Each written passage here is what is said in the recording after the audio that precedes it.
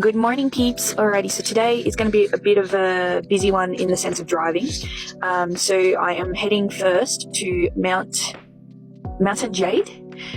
It's a jade carving studio, so that'll be interesting to watch. I will be heading to some waterfall place. I'm not going to pronounce it. It's a bit of a big one. It's in the Bay of Plenty.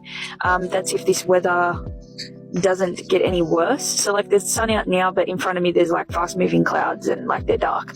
So we'll see how we go. If I don't do that, then I'll be going to Hakka Falls in Lake Tapu, and I think that's how you say it. And then I will be heading to my next place of camp, which is the National Tech Kiwi Camp. Currently where I was staying for the last 4 nights is in Rotorua, and it's a holiday park. Very friendly people here. I've loved it for the last 4 days. So yeah, it's kind of sad to go, but on I go on my next adventure. Welcome into our studio. This is the Mountain Jade Carving Studio. My name is Dylan. I'll be your carver today. Today I'm going to be showing you how we carve a tuki. With the tuki and with the stone, a good thing to do is to hold up to the light so you can actually see through the stone. First tool we'll be using is our trim tool. So it's going to cut out our basic design. I say saw, but it's more like a really thick grinder.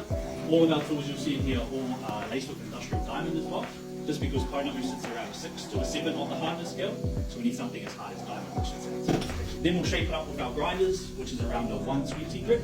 This will do all of the shaping for our tuki. Then we'll move over to our sanding machine next to it, which is around a 200 grit. That will do all the polishing, kind of get rid of all those scratch marks that will occur from our grinding stage, which you'll see along the way as well.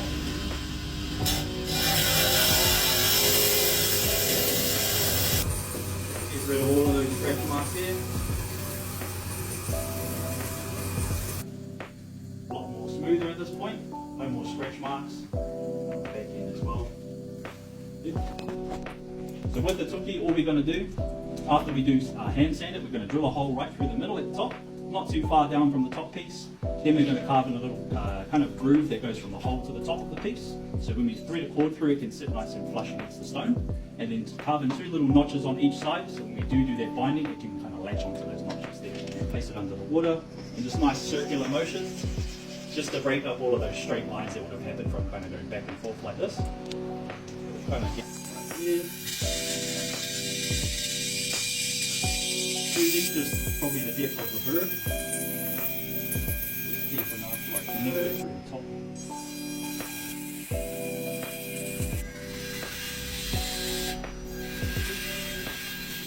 So not too deep, just deep enough for it to kind of bite into that binding.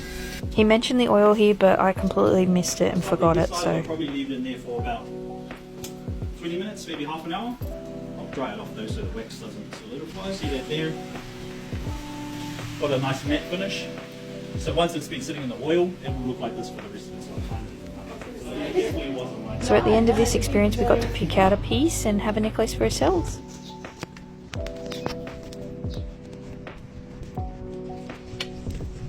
This area was so beautiful. There was a bunch of little hikes around as well, but I didn't get time to do it, especially because of the weather. This suspension bridge was a bit sketchy, but it was really fun.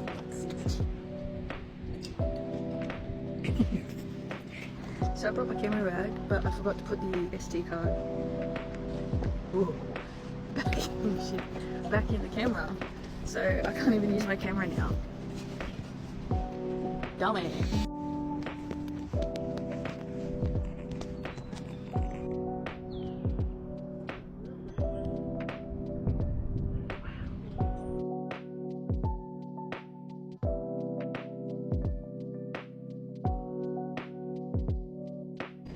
So to the left of this camera, you can see there's a higher part of this tree walk. I did end up doing that in the next one, but I just took in the views, took my time. There were people coming, so I had to kind of run. How does this feel worse? What the fuck? So this is going up to that higher level of the tree walk. So I'm higher up now. Oh, that is worse. Don't look down. I'm looking down, Shrek. So there was a bunch of like things hanging in the trees, as you can see to the right. These actually light up at night, so this would have been a better walk to do at night, but honestly it was just as beautiful during the day. Next time I come here though, I am definitely doing the nighttime walk. This is actually one of the little tracks, but I didn't end up doing it, so I left, and as I got in the car it started raining. My next stop was Hookah Falls, I think that's how you say it. It was really cold here, and it was extremely windy, so I didn't stay here very long. Then I rented the car and went to my next stop, but just look at the falls. Like, imagine whitewater rafting in that, you'd be dead. Alright peeps, so I'm finally here. I've arrived at my camp, nearly didn't make it, and what I mean by that is I nearly ran out of fucking fuel. I swear I calculated that I would have enough to make it to the petrol station that's just up the road from my Kiwi camp. But no, my petrol got chewed the fuck up, and I was 3 minutes away, and it got down to 1 kilometre left fuel, and then it went down to low on fuel, so I had to put the hazards on just in case. And if I had broken down on that fucking highway, I would have had to walk in 4-degree weather, with it being extremely windy, just to get to the petrol station and figure out what to do. So that was very interesting, very stressful, but I'm here now, I'm safe. I didn't go to the Bay of Plenty, and I didn't do that walk, mainly because the weather was just shocking. It was just a mix between sunny, cloudy, raining, pissing down, windy, and I was just like, nah, I'm not doing it. I can do that next time I come here. And yeah, so then I just decided to come straight to the Kiwi camp, the National Kiwi camp, and I'm here now. So now I just got to figure out what I'm going to do. I haven't gotten out of the car yet because it's that cold. I was shivering my ass off filling up, so I don't know. Guess we'll figure out what I'm going to do next. As I was cooking dinner, it started to snow, which was a massive surprise. I wasn't even in the South Island yet. And this is the first time I've seen snow, so I was like a little kid on the road. I wish I filmed that, but yeah, so this was the end of day 9. Beautiful.